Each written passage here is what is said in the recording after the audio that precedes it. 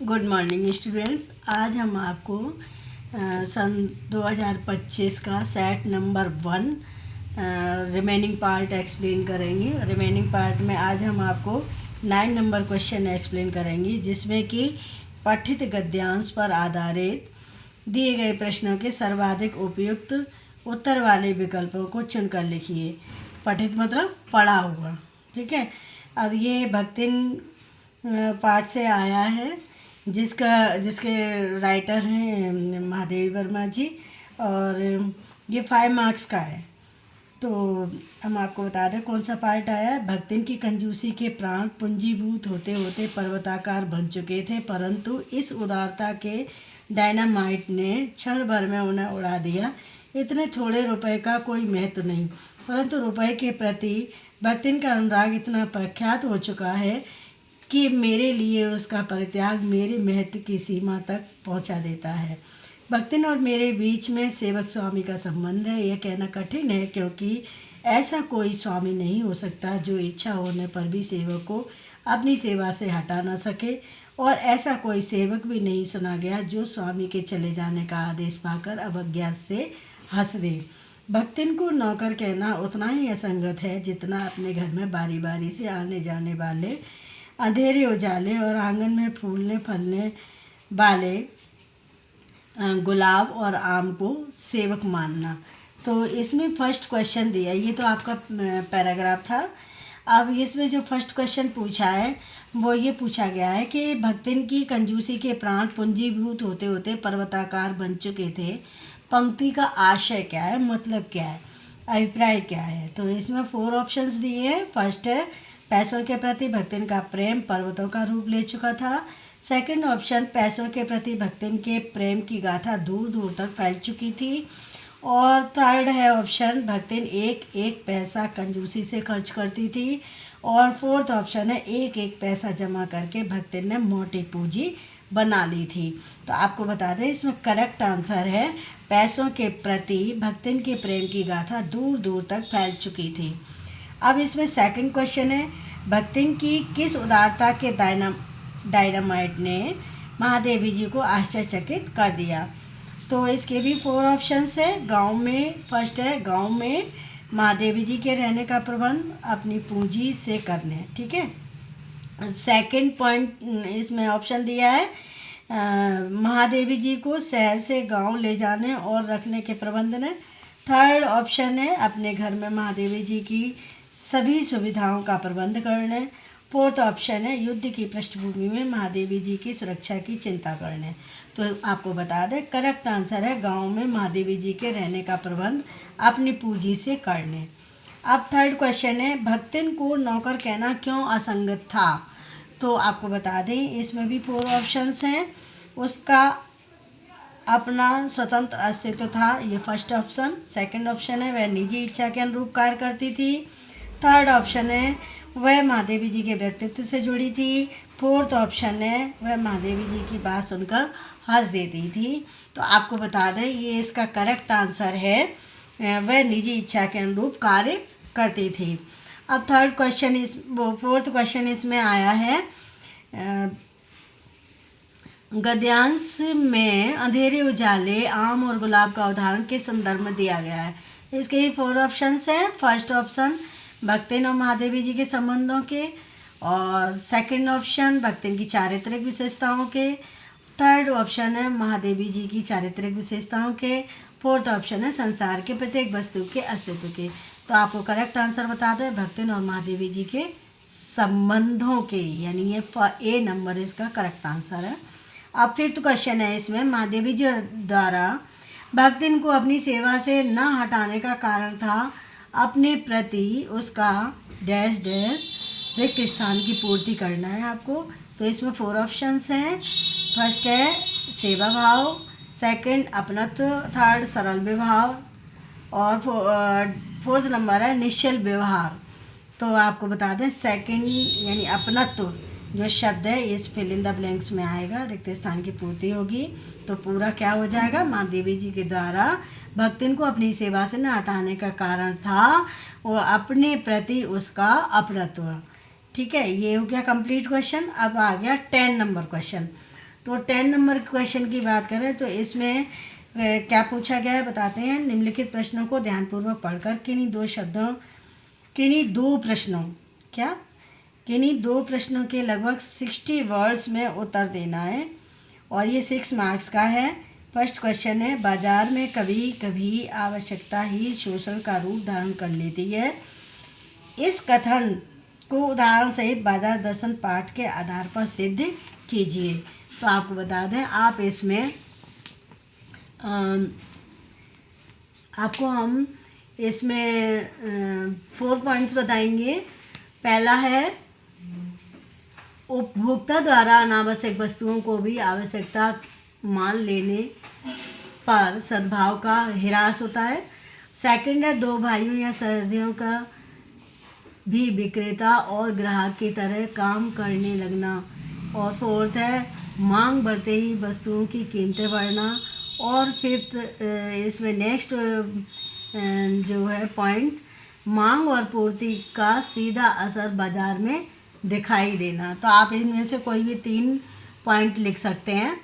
अब आपका आ गया सेकंड क्वेश्चन है, सूखे की समस्या को दूर करने के लिए गांव वालों द्वारा काले मेघा पानी दे पाठ में किए गए उपायों को आप कितना उचित मानते हैं? तर्कपूर्ण उत्तर दीजिए।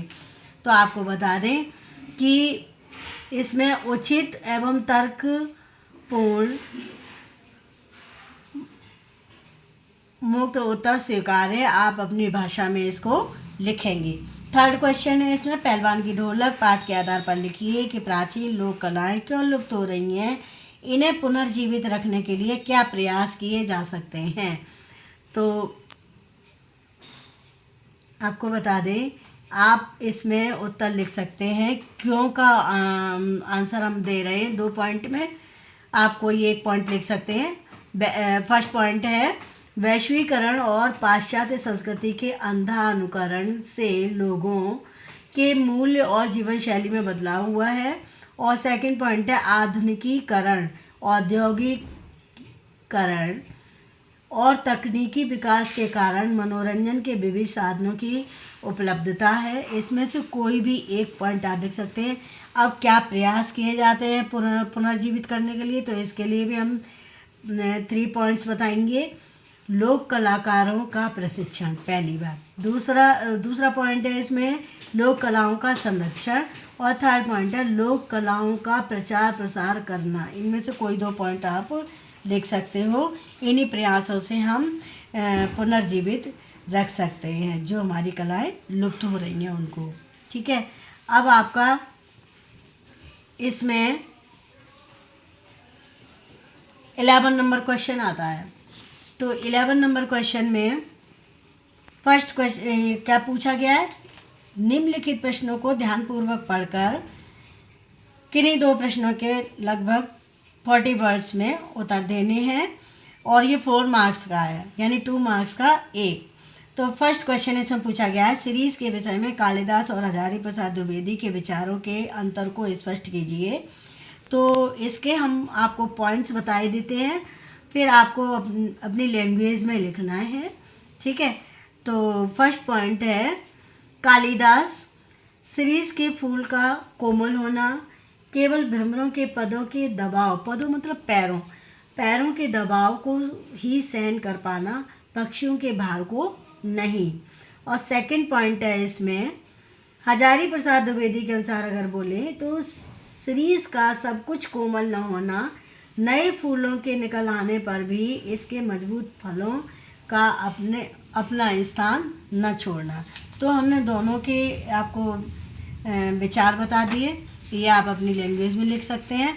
अब सेकंड क्वेश्चन इसमें पूछा गया है, श्रम विभाजन और जाति प्रथा के आधार पर लिखिए कि आधुनिक समय में मनुष्य को व्यवसाय बदलने की आवश्यकता क्यों पड़ जाती है, पेशा बदलने की अनुमति नहीं होने का क्या दुष्परिणाम होता है।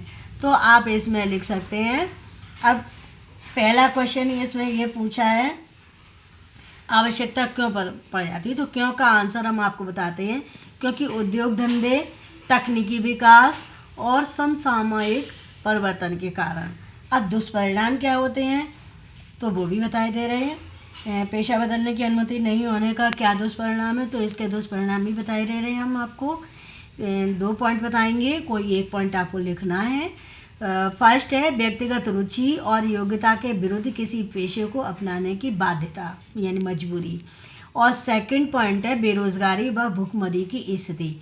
तो ये हमने 2 पॉइंट बता दिए, आप कोई एक पॉइंट इसमें लिख सकते हैं। अब थर्ड क्वेश्चन इन्होंने पूछा है बाजार दर्शन पाठ से उद्धृत कथन तप की राह रेगिस्तान को जाती होगी, मोक्ष की राह वह नहीं है, इस लाइन का आशय स्पष्ट कीजिए। तो आपको हम इसमें 3 पॉइंट्स बताएंगे, एनी 2 आप लिख सकते हैं। तो फर्स्ट पॉइंट है बाजारवाद के संदर्भ में तप का नकारात्मक अर्थ मन को मारना, ठीक है। और सेकंड पॉइंट में मन को मारकर बाजार में जादुई आकर्षण से बचना संभव नहीं। थर्ड पॉइंट है मन को संयम में रखकर ही बाजार के आकर्षण से बचाव संभव है। तो ये अपनी लैंग्वेज में आप लिख सकते हैं, कोई 2 पॉइंट लिख सकते हैं, हमने 3 बताए हैं आपको। अब क्वेश्चन नंबर 12।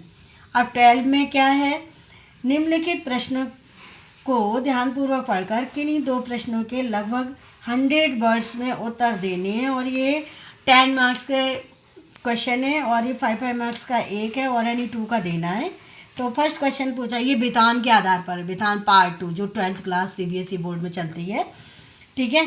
तो ये फर्स्ट क्वेश्चन है, सिल्वर वेडिंग कहानी में 2 पीढ़ियों के बीच बढ़ती दूरी का उल्लेख किया गया है, इस दूरी का क्या कारण है, इसको किस प्रकार कम किया जा सकता है, तर्कपूर्ण उत्तर दीजिए। तो आपको बता दें कि कारण पहले बताए दे रहे हैं हम, और कैसे दूर गया जाता बाद में बताएंगे। 4 पॉइंट्स दे रहे हैं, एनी 2 आपको लिखनी है अपनी लैंग्वेज में। पुरानी पीढ़ी और नई पीढ़ी के बीच वैचारिक अंतर है, विचार नहीं मिलते, ठीक है। सेकंड है पुरानी पीढ़ी द्वारा नए बदलाव को स्वीकार करने में असहज होना, यानी जो पुरानी पीढ़ी है नए बदलावों को स्वीकार करना उन्हें असहज लगता है, स्वाभाविक नहीं लगता, ठीक है। और थर्ड पॉइंट है नई पीढ़ी का आधुनिक जीवन शैली को अपनाना, नई पीढ़ी आधुनिक जीवन शैली को अपनाने में थोड़ी असहज महसूस करती है। और फोर्थ पॉइंट है भौतिकता को जीवन में प्रधानता देना। तो ये हमने 4 पॉइंट्स बताए हैं, इनमें एनी 2 आप लिख सकते हैं। अब कैसे इसको कम किया जा सकता है, तो हम बता दें पुरानी पीढ़ी द्वारा आधुनिक बदलावों को स्वीकारना, नई पीढ़ी द्वारा आधुनिक पाश्चात्य संस्कृति के साथ साथ अपने पारंपरिक मूल्यों को भी सम्मान देना। और थर्ड पॉइंट है दोनों पीढ़ियों के बीच वैचारिक सामंजस्य, यानी उचित एवं तर्कपूर्ण मुक्त उत्तर स्वीकारें, यानी अपनी लैंग्वेज में आप अपने आंसर दे सकते हैं। तो ये क्वेश्चन आपका फर्स्ट क्लियर हो गया। अब सेकंड क्वेश्चन इसमें पूछा गया है, जन्म भर खेत में काम करते रहने पर भी हाथ कुछ नहीं लगेगा, जूझ पाठ से उद्धृत इस कथन के संदर्भ में लिखिए कि वर्तमान समय में युवा खेतीबाड़ी छोड़कर नौकरी की तरफ क्यों आकर्षित हो रहे हैं, इसे किस प्रकार कम किया जा सकता है। तो आपको बता दें क्यों आकर्षित हो रहे हैं, इसका आंसर हम आपको 3 पॉइंट बताएंगे और 2 पॉइंट आपको अपनी लैंग्वेज में लिखने हैं। पारिवारिक सदस्यों के बीच बंटवारे एवं शहरीकरण के कारण कृषि योग्य भूमि का कम हो जाना, ठीक है। अब सेकंड पॉइंट है कृषि कार्य में मेहनत लागत अधिक होती है और आय कम होती है। और थर्ड पॉइंट है अन्य व्यवसायों की तुलना में कृषि कार्य को उचित सम्मान न मिलना। तो इनमें से कोई 2 पॉइंट आप अपनी लैंग्वेज में लिख सकते हैं। अब किस प्रकार इसमें पूछा है कि किस प्रकार कम किया जा सकता है, तो किस प्रकार का इसमें आंसर है,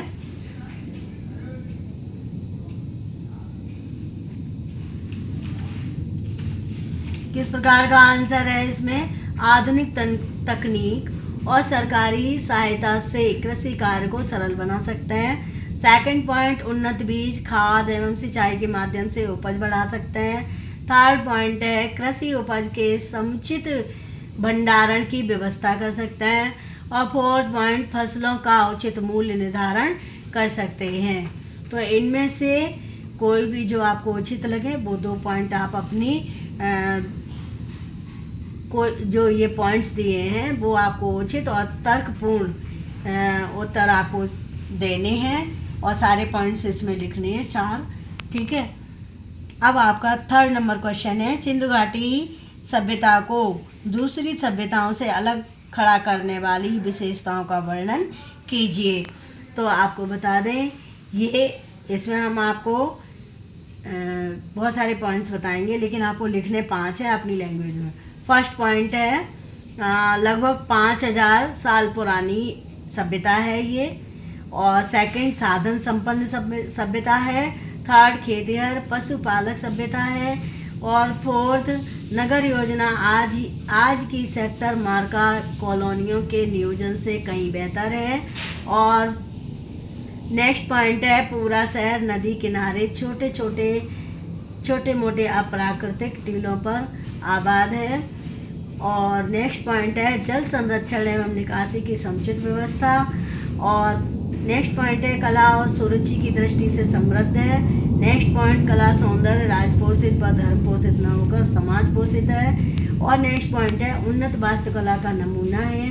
और नेक्स्ट पॉइंट है, भव्यता का आडंबर न होकर स्वयं अनुशासित सभ्यता है, यानी स्वयं का अनुशासन चलता है। और नेक्स्ट पॉइंट है, सामाजिक व्यवस्था में एक रूपता है। इनमें से कोई 5 पॉइंट आप अपनी लैंग्वेज में लिख सकते हैं।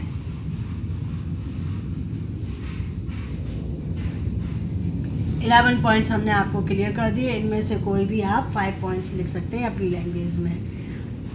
ठीक है, ओके। ये सैम्पल पेपर आज कंप्लीट हो गया। नेक्स्ट सैम्पल पेपर यानी सेट 2 नेक्स्ट वीडियो में डालेंगे। Okay, thank you. ऐसे करना है आपको कॉपी में और तैयार करना है।